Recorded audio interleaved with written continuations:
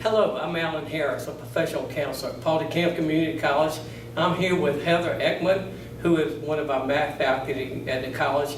And today we're going to give an example of some math manipulatives to help you understand the standards of academic progress that you must maintain to keep your financial aid if you're receiving financial aid.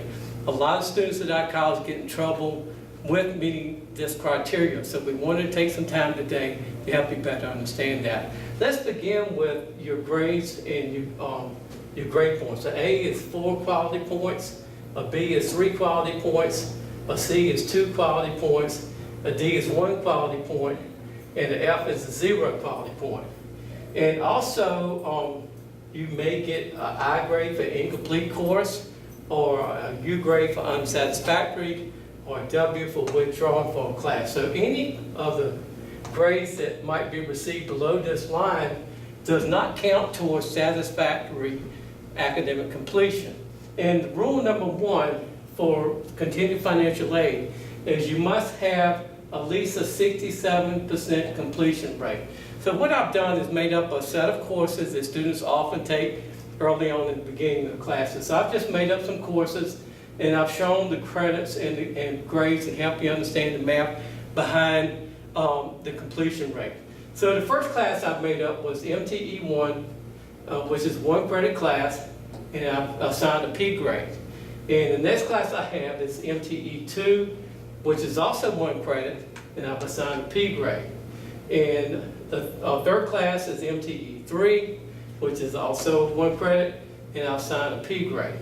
So after that, I have English 111, which is a 3 credit class. Let's say if you made an A in that, then it would be 4 grade points. Art is a 3 credit class. If you made a B in that, it would be 3 grade points. And then biology is a 4 credit class because it's a science class that has a lab. So let's say you made an F in that. So the total number of credits that you have attempted in this schedule would be 13 credits. So in this example, you passed all the classes except for this 1 class here, which was a 4 credit class. So you successfully completed 9 out of your 13 credits. So if I divide 13 into 9, then that gives me my successful completion rate, which in this example would be 69%. So is that okay for my financial aid to be continued? Yes, because 69% is more than 67%. So as long as you got more than 67, you're good. Hi, I'm Heather Ekman, full-time math faculty here at Paul DeCamp. And in this example, we've taken out the Bio 101 and replaced it with Psychology 201. Now if you look at it, Psychology 201 is 3 credits instead of 4. So if we go through and recalculate the total credits that we've taken in that semester, we'd have 12 credits. Then if we look at it and we look at our grades again, I have a pass for MTE 1, 1 for MTE 2, and 1 for MTE 3. We got an A in English, a B in art, and then an F in psychology. If we take and we add up the number of credits that we passed in, we would have 9 total. If you take 9 and you divide it by 12, you'd end up with a 75%. 75% is greater than 67%, which is good enough for you to make that rule count. Now, let's say that we were to swap out this P up here for a U, meaning that we didn't make the criteria of passing MTE 3. So we'd have to go through and recalculate our totals. Obviously the classes we took didn't change, so we come over here and recount what we got. So we have 1, 2, and then 9, no, my bad. 1, 2, and then 3 is 5, and 3 more is 8. So if you take 8 over 12, that gives you a total of 67%. Now, even though 67% is not greater than 67%, which is what you must have for a completion rate, it is still equal to that and will still count. Hi, next I would like to explain rule number 2 for meeting the standards of academic progress.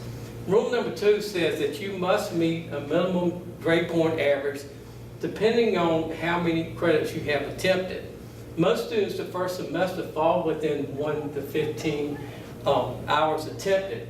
So you must have a minimum of 1.5 in that circumstance. But as you continue to take classes at the college, your grade point average must approach 2.0, which is what you have to graduate from Pauley Camp anyway. So if you've attempted between 16 and 30 credits, you must have at least a 1.75 GPA, or if you've attempted 31 credits or more, then you must have a 2.0. So what I've done is made up another course schedule and made up some grades and help you understand the math. So first class I have listed is MTE1, which is 1 credit. If you pass that, since it's a developmental class, it doesn't generate any quality points. MTE2 is also 1 credit. If you pass that, 0 quality points. MTE3, 1 credit. Pass it, 0 quality points. And then English 111, college composition, 3 credits. And I just made up all C grades, which is 2 quality points. CST 100, which is public speaking, 3 credits. C, 2 quality points. And then Introduction to Biology 101 is 4 credits. And if a C grade would be 2 quality points. So to calculate your grade point average, you multiply the credits of the class times the grades in the class. Okay? And if you remember from over here, the 2 came from this scale. So A is 4 quality points, B is 3 quality points, C is 2, D is 1, and F is 0. So I multiply 3 times 2, and that gives me 6 quality points for that particular class. Public speaking, 3 credits times 2 is 6. Biology is 4 credits times 2, and that would be 8. So I add up the total number of quality points, and that gives me 20 quality points that I've generated for this term, and then I add up the total number of credits attempted would be 10. Because I do not include the developmental classes when I'm doing the calculation for grade point average. So when you take away these top 3, that leaves 10. So when I divide 10 to 20, then my term grade point average would be 2.0.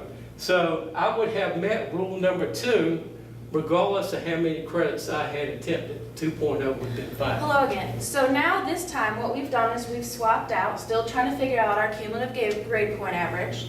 We've swapped out our MTE3 with a U, and we've swapped out our Biology 101 with an F. So now if we try to recalculate our grade with these 2 grades being changed, notice that since the MTE does not account for any points to start with, it doesn't affect our grade in any way. So the U is not going to hurt your GPA overall. When we come down to the Biology 101, since that's a 4 credit course, but with an F it accounts for 0 because of what we have over here on our scale, we can see that 4 times 0 is just going to leave you with 0. If you then add up this column, 6 and 6 gives you 12, and 12 divided by 10 would leave you with a 1.2, which according to Rule 2 is not high enough to meet the cumulative grade point requirements. So let's see what would happen if we swapped out this and this one. So if we changed them up. So let's say we got an F in English 111, but we got a C in Biology 101. That means that our numbers and our quality points will change as well, along with our total. So since we have an F here, this will be 0. And since we have a C here, this will be 2. If we continue it over to here, this would be 0. And 4 times 2 gives you 8. And then if you add up your total quality points, this leaves you with 14.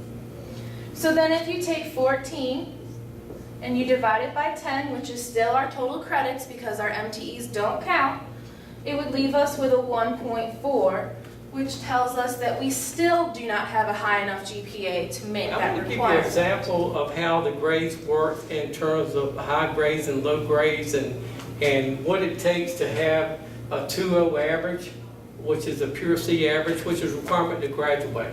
So with this example, I have all 3 credit classes, trying to make the math easy. So for the first 2 classes, I made A's. In the second 2 classes, I made F's. So A is 4 quality points. So 3 times 4 is 12. 3 times 4 is 12. 3 times 0 is 0. 3 times 0 is 0. So I have a total of 24 quality points and 12 credits attempted. So when I divide 12 into 24, this gives me my needed grade that I need to graduate, which is 2.0. So what this is showing me, if I make an F grade, I've got to make some high grades above a C to bring it up to a 2.0. And similarly, if I change the grades to, let's say I made 2 Bs and 2 Ds, a B is 3 quality points, a D is 1.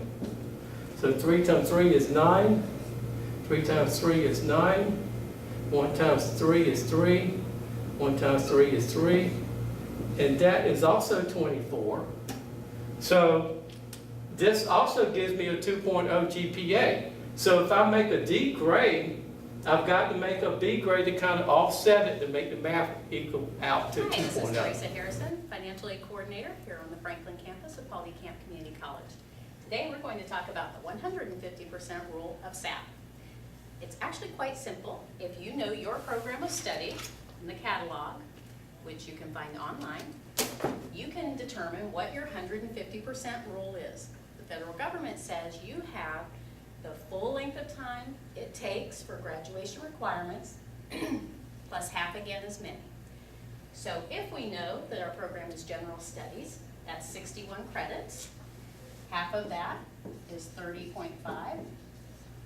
Our 150% rule is 91.5 credits. After we've hit 91.5 credits, that's all the financial aid we can get in that program of study. Some of you might be in more than one program of study. Let's say you're doing pre-nursing as well, trying to get into the nursing degree. That one's 26 credits. Half of that is 13. Added together, you have 39 credits. Once you hit 40 credits, no more financial aid if pre-nursing is your only program. But if you're in both, the higher one is what we counted on. Does that seem pretty clear? What if you change your program? Well, you never get to start again at 0. So I have taken these 2 programs, but maybe I've only completed 60 credits.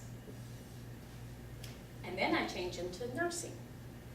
Half of 69 is 34.5. I have 103.5 credits total. So if I've already attempted 60, 103.5 minus 60, I have about 44 more credits to go, 43 really, until I run out of financial aid. So hopefully the classes in these programs also apply to my nursing degree program. Because again, we're not going to start at 0. We're going to count everything we've ever done towards that program of study. And that's the 150%. Hi, this is Teresa Harrison, Financial Aid Coordinator, talking today about developmental credits. So everybody knows or should know that developmental credits are those prerequisite math, English, and even chemistry courses that do not carry any GPA. In other words, the grades you can get in them are R, S, U, or if you withdraw from them, a W. Now, generally that's MTE 1 through 9, MTT 1, ENF 1 through 3, Chem 1. The thing to remember about these courses is that the withdrawal deadlines vary because sometimes, particularly for these math classes, they're only 5 weeks long. So the drop deadline is usually the first day of class, and the withdrawal deadline is about the 6th day of class, the 6th class meeting. How does it factor into the other GPA requirements? It does count against your 67% completion rate because the courses that you attempt, you have to pass. The only passing grade is an S. Anything else is considered not passing for the 67% rule.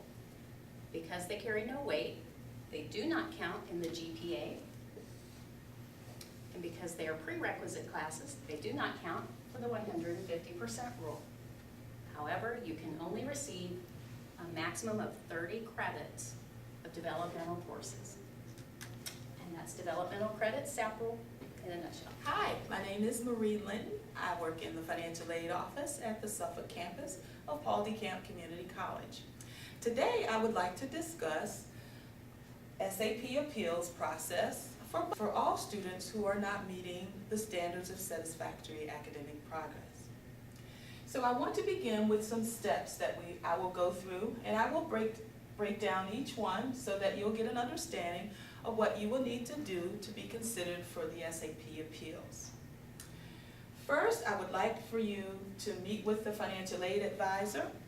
And before I go further, we have our financial aid SAP appeals process form on our website. You can print it out, and it gives you clear instructions of what you have to do to submit your appeals. So first, we would like for you to meet with an advisor, and by meeting with an advisor, that advisor has the opportunity to go over your account with you and explain to you what standard of satisfactory academic progress you are not meeting. Could be the 67%, the 150%, or the GPA rule. The second step requires that you type a letter. In your SAP appeals packet, there is instructions on what you will need to say in your letter so that we can get a clear understanding as to what was going on during your terms here at the institution. The third step is to create a success plan. This is required for all SAP appeals because we want to know how you plan to do things differently. So we are expecting you to create a success plan that includes in detail what you plan to do differently to be successful in the future. The fourth step is to print a degree progress advisement transcript. In your packet, there is instructions on how to print this advisement transcript. And this transcript helps you and also the financial aid office to see the program that you're in, the number of credits you need to complete that program, and the classes that you specifically need to complete this degree. The fifth step is a mandatory SAP workshop. The SAP workshops are offered on both campuses, the Suffolk campus and also the Franklin campus, and they're offered at different times. The sixth step is to submit all documentations to the financial aid office. It is important that you've completed step 1 through 6 in its entirety before submitting it to the financial aid office. The seventh step, and I would just like to back up a little bit just to let you know when to complete this or when to submit this to the financial aid office. If you are planning to submit an appeals, please submit it 2 to 4 weeks before class start and no later than noon on the last business day before the first day of the semester. Also, on the seventh step, which is the hardest, is to wait for the committee to make a decision.